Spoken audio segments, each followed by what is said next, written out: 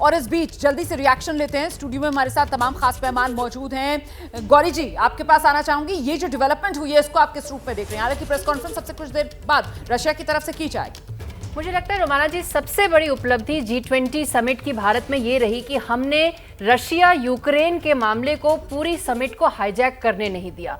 ये हुआ पिछले साल बाली की डिक्लेरेशन में, बाली समिट में, और उम्मीद की जा रही थी और ये चिंता जताई जा रही थी कि शायद ये इस साल भी होगा, और ऐसा नहीं हुआ है। जहां तक यूक्रेन की नाराजगी है, वो उनकी नाराजगी अपने नेटो के मेंबर्स से होनी चाहिए, इंडिया से नहीं हो सकती। इंडिया ने हमेशा बहुत संतुलित एक रास्ता और एक संतुलित अपना स्टेटमेंट रखा है रशिया यूक्रेन की कॉन्फ्लिक्ट को लेके, और वही हम आगे भी रखने वाले हैं। ये रशिया यूक्रेन का मामला पूरी G20 समिट को हाईजैक नहीं करा है, ये बहुत अच्छी बात है। और दूसरी एक और भी इंपॉर्टेंट बात ये है कि एक बहुत बड़ा एस्पेक्ट इस समिट का ये रहा है कि हमने आर्थिक मुद्दों को और बाकी जो और मुद्दे हैं उनको फ्रंट लाइन पे लेके आए हैं, सिवाय जस्ट रशिया यूक्रेन के, जो एक साइड इशू है जो अलग से टैकल किया जाएगा। बिल्कुल, और वैसे भी ये इकोनॉमिक डेवलपमेंट फोरम है, और ऐसे में अगर अब जो G20 summit new Delhi declaration जिस पर यूक्रेन की तरफ से इस तरीके की आपत्ति जताई जा रही है, स्कंदल सर, इसके मायने कुछ नहीं रह जाते आपकी नजर में? नहीं, देखिए, अभी आपने जिक्र किया कि शायद सर्गी लावरोव जो रूस के विदेश मंत्री हैं वो एक प्रेस कॉन्फ्रेंस करेंगे। मैं समझता हूं कि यूक्रेन के बारे में तो जो वो कहेंगे, पर जो ग्रेन्स एक्सपोर्ट का जो मुद्दा है उसमें पूरा ब्लेम रशिया के ऊपर जा रहा है, और रशिया बार बार कह रहा है कि इस डील जो यूनाइटेड नेशन टर्की के साथ हुई थी उसमें कुछ उनको रशिया के लिए भी करना था, जो कि नहीं किया गया है। मैं समझता हूँ कि वो पक्ष वो ज़रूर रखना चाहेंगे विश्व के सामने, और जो यहाँ G20 के लोग हैं और जो अफ्रीका के पार्टिसिपेंट्स हैं शायद वो एक्सप्लेन करना चाहेंगे।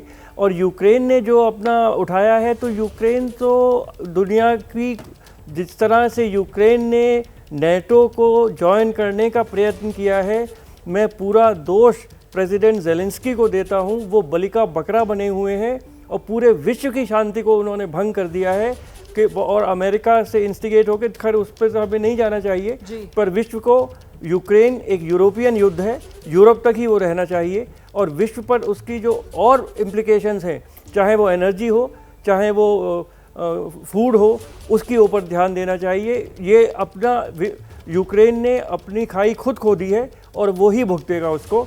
दुनिया को ज़्यादा उसकी चिंता उसके इम्प्लिकेशंस की करनी चाहिए।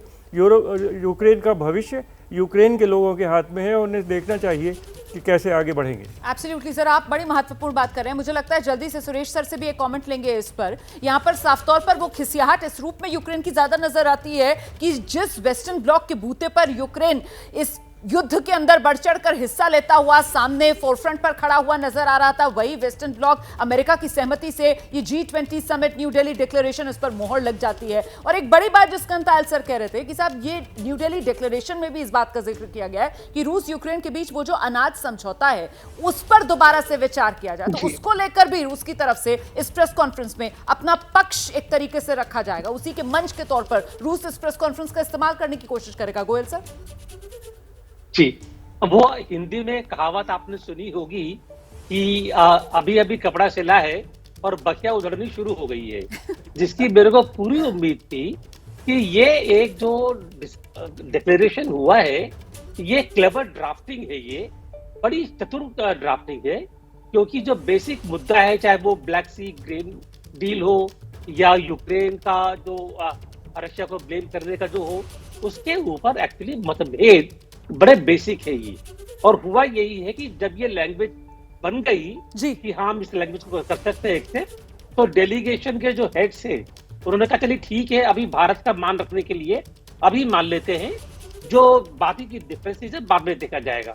रही बात लावरोव की प्रेस कॉन्फ्रेंस की, लावरोव को मैं थोड़ा सा जानता हूं पहले से, जब मैं रशिया को डील करता था। रशियन लीडर जो है काफी सुलझे हुए लीडर हैं। मेरा ख्याल है कि वो भारत की जमीन पर अपने जो यूक्रेन से या यूएसए से जो डिफरेंसेस हैं, भारत की जमीन पर कम से कम ज्यादा उसको हवा नहीं देंगे जी। लेकिन वो ये जरूर एक्सप्लेन करेंगे जी कि हमने इस डिक्लेरेशन पर मतभेद होते हुए भी हमने एक्सेप्ट किया है कि शांति आगे बढ़े, और थोड़ा बहुत और जो है एक्सप्लेनेशन देंगे, क्लैरिफिकेशन देंगे। बिल्कुल बड़ी बात बता रहे हैं सर आप दर्शकों को। मैं दोबारा आपके पास लौटूंगी, बस छोटे से ब्रेक के लिए हम यहाँ पर रुक रहे हैं और बताते चले आपको G20 समिट अपनी समापन की तरफ आगे बढ़ती है और किसी भी पल प्रधानमंत्री नरेंद्र मोदी का वो इस समिट में जो समापन संबोधन है वो टेलीविजन स्क्रीन पर आपके सामने होगा। पत्रकारिता कोई इमोशन नहीं है, ना अपना कोई ज्ञान देना है और ना कोई विचार थोपना है। पत्रकारिता क्या है? पत्रकारिता का मतलब है सही जानकारी इकट्ठा करना और तथ्य बताना। पत्रकारिता आज जितने महत्वपूर्ण दौर में है शायद पहले नहीं थी। इस दौर से निकलने के लिए सिर्फ सच दिखाने की जरूरत है, वो सच जो आपके हित को आगे रखे। इसलिए अब रात 9 बजे प्राइम टाइम नहीं होगा, ये आपका टाइम है। जगविंदर पटियाल के साथ देखिए पब्लिक इंटरेस्ट सोमवार से शुक्रवार रात 9 बजे सिर्फ एबीपी न्यूज पर। एबीपी न्यूज आपको रखे आगे।